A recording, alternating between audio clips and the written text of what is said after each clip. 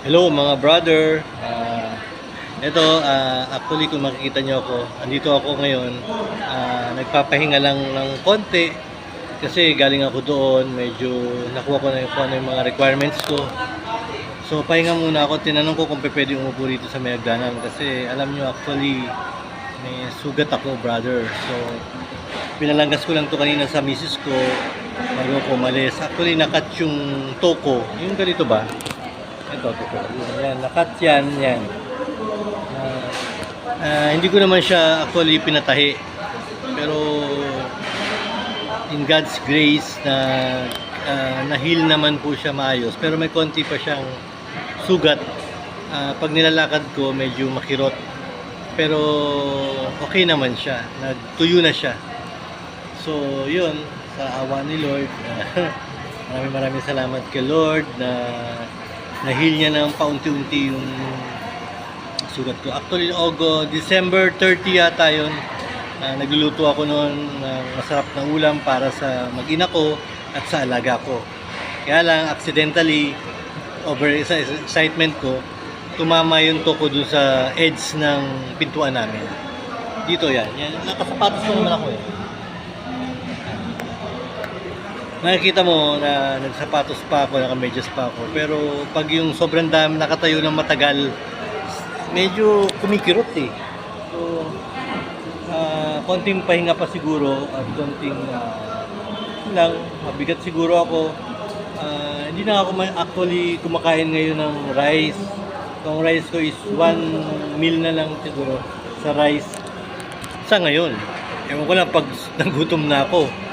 So, yun, nagpapasalamat lang talaga ako kay Lord na bigay siya ang lakas sa akin na yun nga, makayanan ko yung ganitong klaseng sugat na nakatutusin. Dapat sabi ng misis ko, tahiin na kasi marami ng dugo ang nawala sa paa ko noon, time na yun. Pero I pray na lang ako na Lord, sana gusto ko pa makapagtrabaho ng maayos, gusto ko pa makalakad.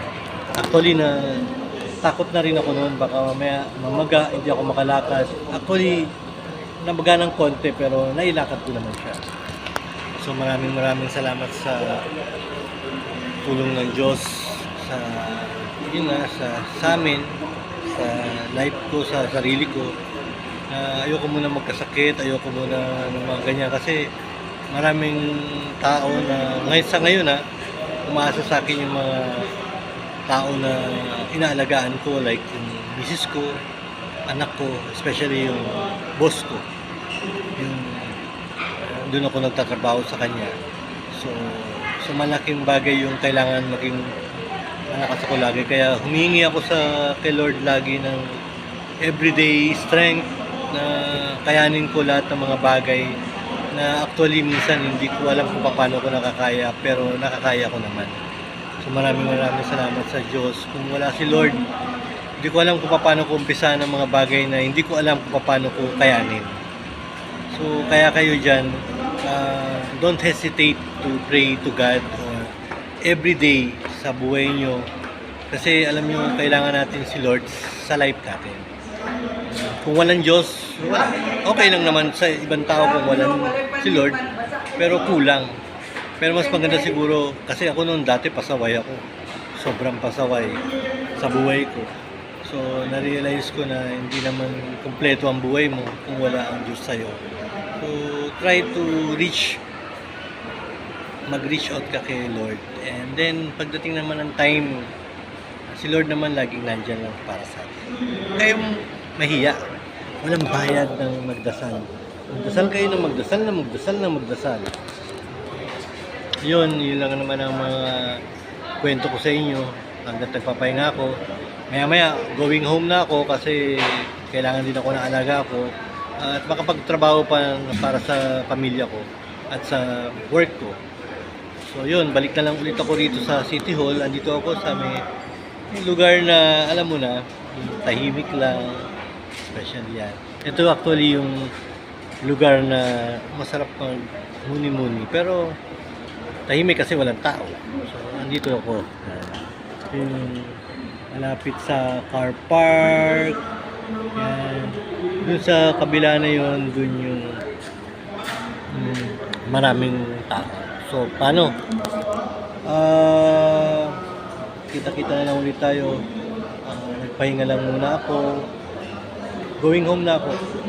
Maraming thank you sa lahat. Sa inyong mga brothers, sa mga sisters in Christ ko.